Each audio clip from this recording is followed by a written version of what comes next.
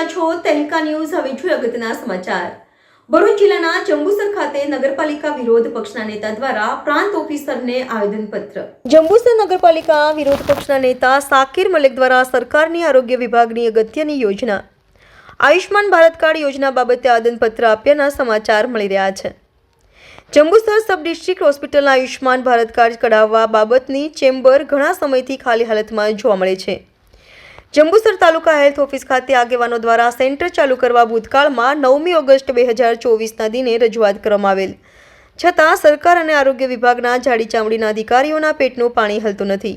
કારણ જંબુસર ભરૂચ જિલ્લાનો સૌથી મોટો તાલુકો હોય નવા કાર્ડ કઢાવવા બાબતે અને જેના કાર્ડ છે તેને અપ્રુવલ ના થતું હોય સારવાર લઈ રહેલ દર્દીઓને દિવસોના દિવસો હોસ્પિટલમાં રાહ જોઈ હાલાકીનો સામનો કરવો પડે વગેરે બાબતોને ધ્યાને લઈ આજ રોજ આવેદનપત્ર આપવામાં આવ્યું.